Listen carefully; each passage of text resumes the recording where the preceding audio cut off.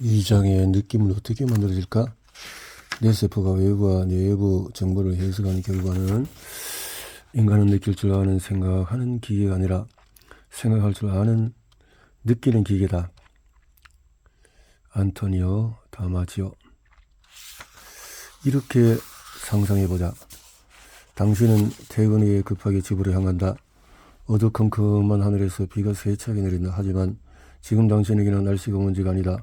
다 끝내지 못한 중요한 일을 집에 가서 마무리해야 하는데 적어도 2시간은 걸릴 것 같다. 가는 길에 유치원에 들어서 딸아이를 데려가고 슈퍼마켓 들리고 빨래도 하고 또 부모님 시중 청소도 하고 또 자빌도 갑자기 생각난다. 온갖 이런 생각으로 머릿속이 빠르게 돌아가는 와중에 당신의 횡단보도에 한 발을 내디뎠다. 그런데 갑자기 어떤 보이지 않는 힘이 당신을 후닥덩 물러서겠다. 버스가 무서운 속도로 코앞을 쌩 지나간다. 당신은 도로 경계에서 끄트머리에서 얼어붙은 채 서 있다. 한 발짝만 더 나가서 버스에 치였을 것이다. 큰일 날 뻔해서 지나가는 사람 누구도 방금 일어난 상황을 알아채지 못했지만 당신은 온 세상이 멈춰버린 듯한 기분이다. 얼굴에는 빗방울과 땀이 뒤섞여서 흘러내리고 심장이 마구 뛴다. 죽을 뻔한 순간을 아슬아슬하게 피했으니까 무언가가 당신을 재빨리 잡아채 남은 회사 일과 집 청소와 저녁 식사 준비에 대한 생각이 빠져나오게 했고 얼른 뒷걸음치라고 명령한 덕분이다. 당신을 구한 보이지 않는 그것은 내 축두 옆 안쪽에 있는 아몬드 크기만한 편도체이다. 편도체 아미그달라. 편도체는 뇌의 여러 부위와 연결되어 있고 매우 다양한 프로세스에 관여하기 때문에 뇌의 대부라고 불린다. 편도체의 중요한 역할 중에서 하나는 감각기관으로 들어온 정보를 처리해서 주변의 위험을 탐지하는 것이다. 시각, 청각, 미각, 후각과 관련된 감각 인상이 편도체로 곧장 들어오면 편도체가 그 내용을 감지하고 이후에 그 정보는 뇌의 다른 부위로 전달돼 처리한다. 뇌가 이런 식으로 작동하는 이유는 눈으로 들어온 시각 정보가 시신경을 통해서 후두엽에 있는 시각 표지를 여러 부분으로 이동하는데 10분의 몇 초가 걸리기 때문이다. 그제야 우리는 눈으로 본 대상을 의식하게 된다. 하지만 위급한 상황에서는 그 10분의 몇 초가 생사를 가를 수도 있다. 그래서 감각 인상의 중요도가 높으면 편도체가 다른 뇌 부위보다도 먼저 반응한다. 편도체가 경고 신호를 보내는 순간에 체내의 스트레스 호르몬이 분비되고 당신은 잽싸게 뒤로 물러서게 되는 이것을 정서 반응이라고 한다.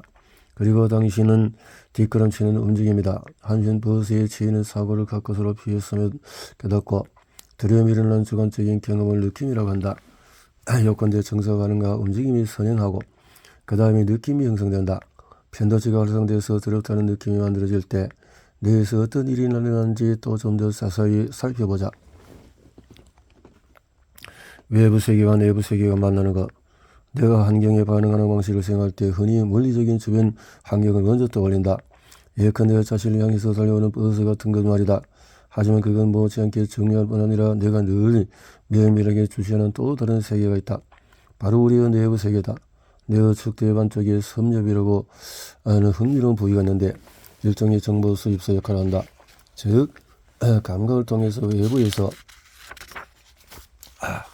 들어오는 정보뿐만 아니라 심박수와 혈압, 혈당시, 호흡수 등 몸 내부에서 오는 정보도 받아들인다.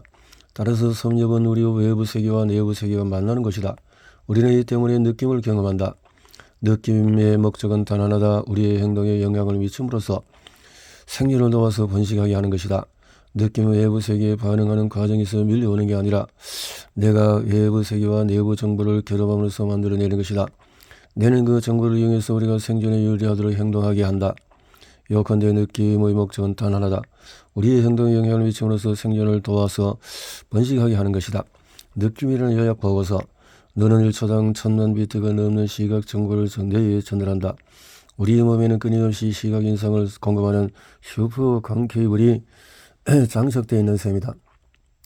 그것만이 아니라 역시 엄청난 용량을 소화하는 또 다른 많은 케이블이 신체의 각 기관에서 오는 정보는 물론이고 청각과 미각, 후각으로 들어오는 감각, 인상을 뇌로 공급한다. 이처럼 내려 밀려드는 정보의 양은 엄청나다. 물론 이는 매우 뛰어난 처리 능력을 갖추고 있지만 우리의 의식적인 주의력에는 병목 현상이 발생한다. 우리는 한 번에 한 가지 일에만 집중할 수 있고 한 번에 한 가지만 생각할 수 있다. 따라서 뇌는 대부분 작업을 우리가 모르는 새에 수행한 뒤에 그것을 요약한 결과를 느낌이라는 형태로 우리에게 전달한다. 의식적인 주의력을 대기업 CEO에 비유하면 이해하기 쉬울 것이다. CEO가 직원들에게 중요한 사안을 분석해 오라고 지시했다고 해보자. 직원들이 몇백 페이지 분량의 보고서를 만들어 오면 CEO는 이렇게 말할 것이다. 바빠 죽겠는데 그걸 언제 다 했습니까? 가장 나은 실행 방안을 A4 반 페이지로 요약해 오세요. 그런 요약 보고서의 역할을 하는 것이 느낌이다. 그리고 느낌은 우리가 특정한 방식으로 행동하게 한다.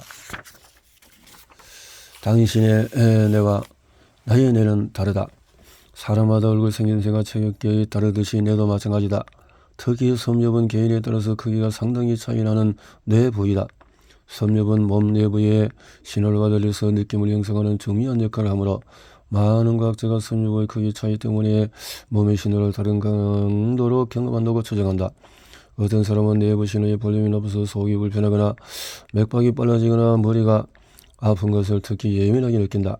그런가 하면 어떤 사람은 내부 신호의 볼륨이 낮아서 그런 자극을 잘 알아채지 못한다. 섭렵의 크기 및 활동성의 차이가 성격과 관련이 있는가에 관한 흥미로운 연구도 진행 중이다. 예를 들어서 신경증은 섭렵의 활성화와 연관되어 있는 것으로 보인다. 섭렵의 크기 및 활동성의 차이가 우리의 몸의 신호에 반응하는 강도와 다양한 성격 특성에 영향을 미친다는 얘기를 들으면 정상적인 섭렵의 기준이 있으리라는 생각이 들지도 모르겠다. 하지만 그런 것은 없다. 정상적인 뇌라는 것이 따로 없는 것과 마찬가지다. 사실 무리를 이뤄서 살아가는 인간이라는 생명체의 뇌는 각자 달라야 한다. 우리 뇌의 다양한 느낌과 특성이 존재하는 것은 인간의 생존에 대단히 중요했을 것이다.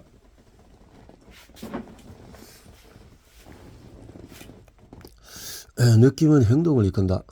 뇌는 우리가 돌진해오는 것을 피하게 할 때만 느낌을 형성해 행동을 유도하는 것이 아니다. 뇌는 우리가 깨어있는 매 순간 그런 일을 한다. 교통사고 말고 좀 더 일상적인 예를 보자. 당신은 처방에 들어가서 조리되어 놓인 바나나를 발견한다.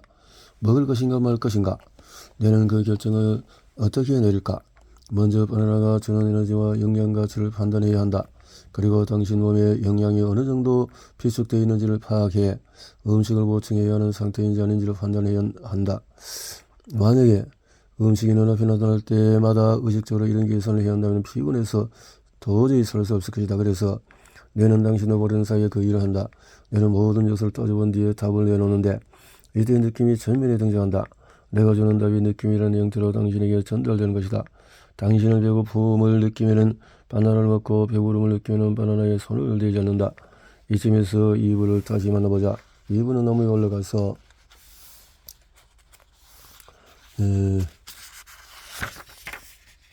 바나나를 딸지 말지 결정할 때 훨씬 더 많은 요소를 따져봐야 했다. 나무에 달린 바나나 개수, 바나나의 크기 잘 익는지 어떤지, 현재 몸의 영양 보충 보유량이 충분한지 아니면 음식이 절실하게 필요한지, 나무에 오를 신체적인 능력이 되는지 아닌지 등이다. 또 위험도 고려해야 한다.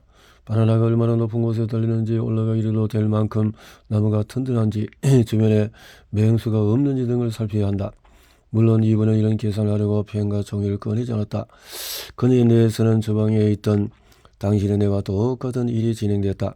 즉 내가 계산을 마친 결과를 느낌이라는 형태로 그녀에게 전달됐다. 만일 다칠 위험이 적고 나무에 바나나가 많이 달렸다면 또는 에너지원이 당장 필요한 상태라면 그녀는 안전하거나 배가 고프다고 느껴서 용감하게 나무에 오를 것이다. 하지만 위험이 크고 나무에 달린 바나나도 조금뿐이라면 또는 몸의 에너지가 충분하다면 두려움이나 배부름을 느끼고 나무에 올라가지 않을 것이다. 저방에 있는 당신이든 나무에 앞서은 이브든 이런 뇌의 판단 프로세스는 본질적으로는 같지만 중요한 차이점이 있다. 당신이라면 설령 판단이 잘못되어도 큰 상관이 없다. 바나나를 먹지 않기로 했더라도 언제든지 다시 돌아와서 먹을 수 있으니까. 그러나 이분은 그런 호사를 누릴 수가 없다. 만일 이 부인애가 판단을 잘 못해서 그네가 늘 앞뒤 가리지 않고 무모하게 행동한다면 자만한 목숨을 잃을지도 모른다. 반대로 절대 모험을 하지 않아도 과도한 경계심 탓에 굶어 죽을 위험이 있다. 우리 조상 중에 느낌이 올바른 행동을 유다한 이들만 살아남아 유전자를 후대에 물려줄 수 있었다. 그리고 이 프로세스는 수많은 세대를 거치며 엄청난 시간이 흐르는 동안 계속됐다. 이러듯이 느낌은 우리에게 있어도 그만 없어도 그만인 무언가가 아니다. 뇌는 느낌을 생성해서 행동을 촉구하며 느낌은 진화에 또 냉혹한 선택을 거치며 수백만 년 동안에 예리하게 연마되어 왔다. 우리를 잘못으로 행동하는 또 이끄는 느낌들은 인간의 유전자 풀에서 사라졌다. 이유는 간단하다. 그런 느낌을 가진 사람은 살아남지 못했기 때문이다. 생물학적으로 볼 때 느낌은 인간의 생존과 번식에 도움이 되는 행동을 유도하는 생화학 물질을 수많은 뇌세포가 교환하여 만들어낸 결과다. 또는 좀 더 시각적으로 표현한다면 느낌은 온갖 역경을 극복하고 기아와 전염병과 갑작스러운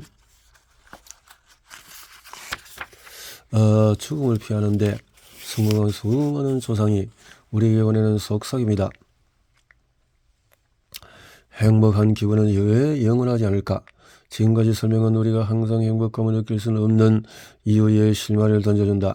이브가 나무에 올라가서 바나나 몇 개를 따는 데 성공했다고 가정하자. 그녀는 만족해하며 바나나를 맛있게 먹는다. 하지만 그녀에게 만족감은 얼마나 오랫동안 허락될까? 그 시간은 별로 길지 않다.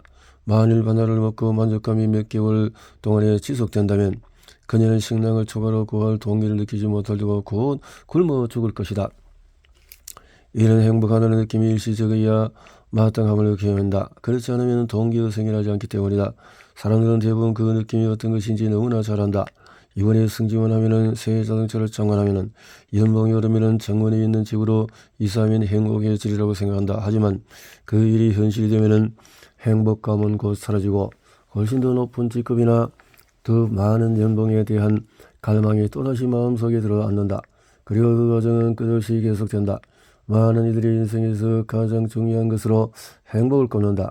그러나 행복감은 진화의 연장통에 들어있는 수많은 도구 중의 하나에 불과하다. 게다가 이 도구는 일시적으로만 쓰여야 한다.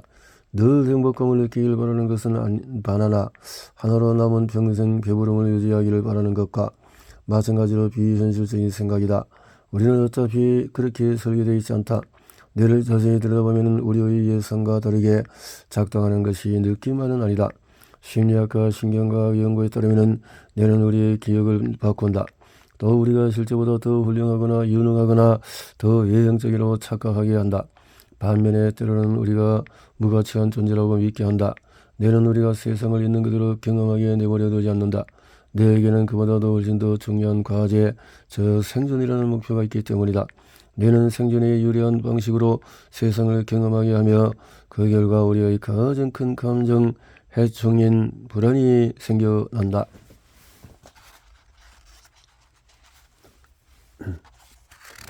불안이 생겨난다.